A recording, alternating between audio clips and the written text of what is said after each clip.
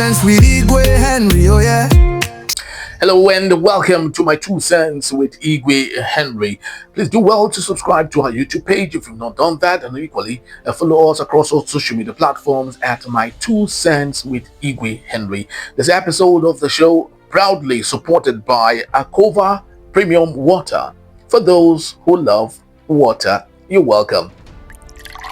Taste it, love it. Akova Premium Water for those who love water.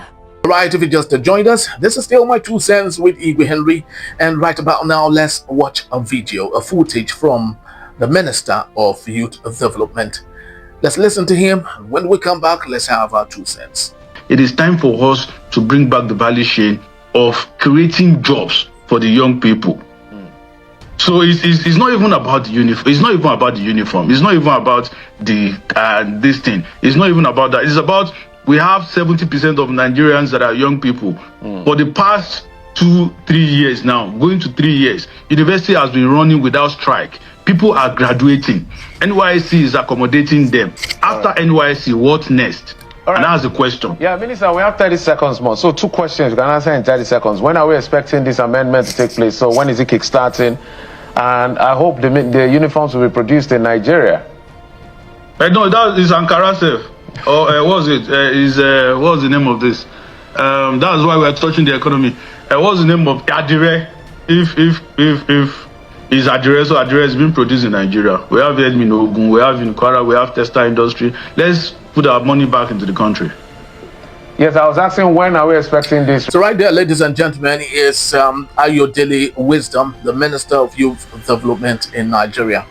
And I would love to think that because of his last name, Wisdom, that the young man might have more than enough wisdom, but it's obvious that he needs more wisdom so as to better do the job he's been called to do. You see, the reason why we have so much defect with the administration of President Bola Ahmed Tinubu is not because of the president. I think it's largely because of the crop of people he has anointed to serve him. And which begs the question, what were the criteria that was provided to have this sort of people selected to serve as lieutenants in this administration?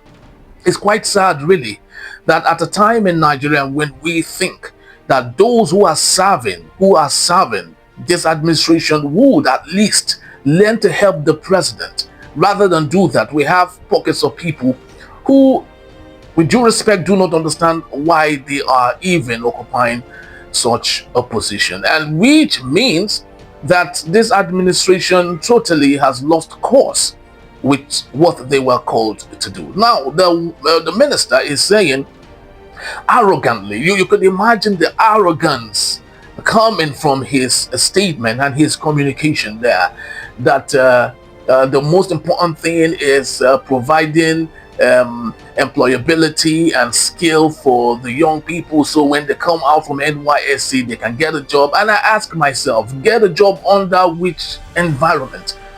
Environment where kidnappers and banditry, terrorism is suffocating the nation? A country where you can't even travel from Lagos to Benue in peace, or Lagos to Maiduguri on road? Is that the country you want to provide for opportunity for job creation? How does it even work? I am very sure Mr. Wisdom, who needs more wisdom, doesn't even know that in Nigeria today there are only 55,000 medical doctors practicing and serving over 200 million people in the country. We used to have over 150,000 of them. About 100,000 plus have left the country.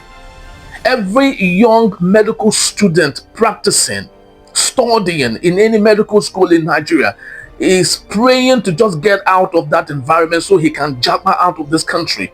That is all what they're asking for. That's all what they're praying for. The same thing for nurses also.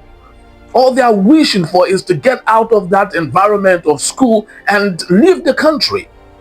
And I'm very sure that the so-called Minister of Youth doesn't even understand what the implications of this conundrum which they have caused Nigeria is. They don't even understand what it is.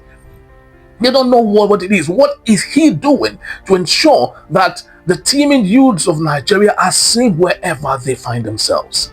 What is he doing to ensure that happens? I'm talking about the so-called Adire thing that he so arrogantly put across there with lots of arrogance in his head. This is the same person who said Adire could replace the khaki. Now he has, gone back to say, no, that was not what he meant. That this is just an example of the attire that he feels that would speak on professionalism and identity, Nigerian pride, and whatever it is. And I ask Mr. Minister, is it solving the problem, the root cause of the problem that had made so many Nigerian youths lack jobs, or is it surface dressing? Would an Ankara or Adire make someone who finds it difficult to find a job because where he desires to go find a job is not safe for him? Would the Ankara automatically make him get the job? These are things that we don't even look at in deciding whatever policies that we allow come on board. Which is why I sincerely think, that the lieutenants of President Bola Ahmed Tinubu are the biggest problem. Same thing for the Minister of Health.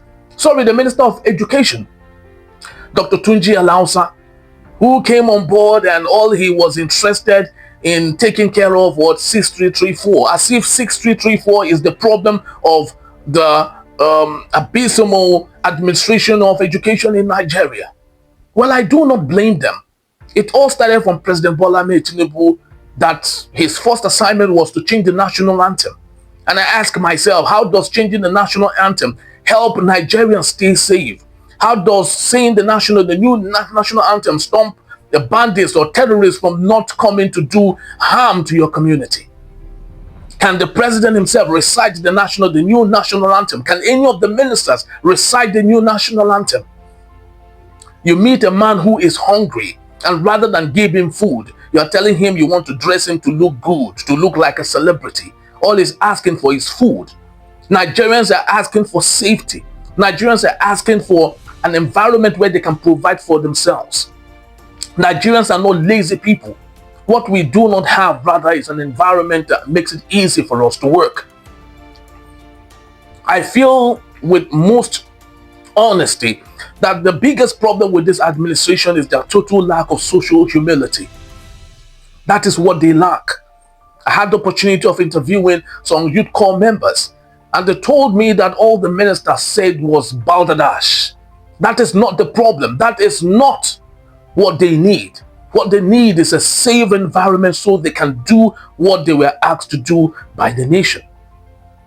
Which means that the minister lacks social humility.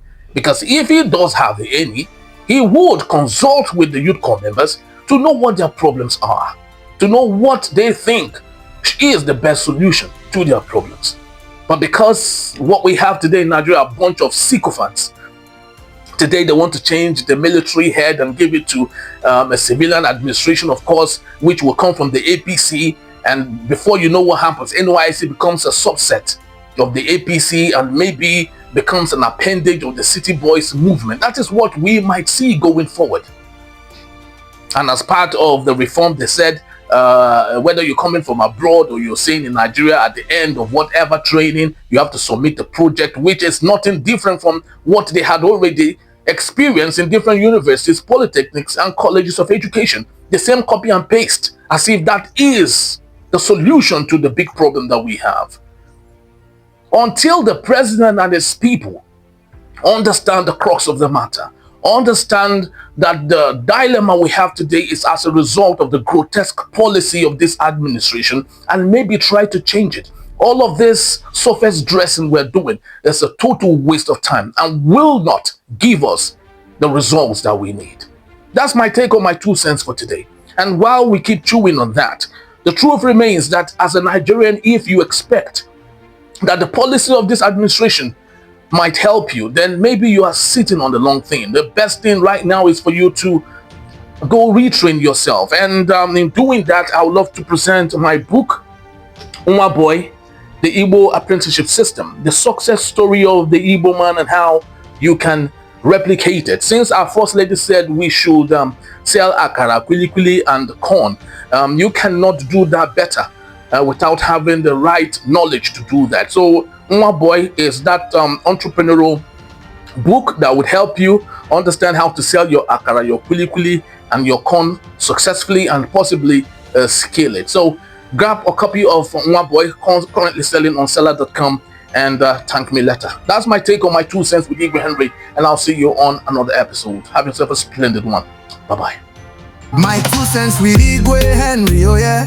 True, they drop like rain, no deny. From street to the top, we they testify. No sugar coat, we they talk, I'm a CB. My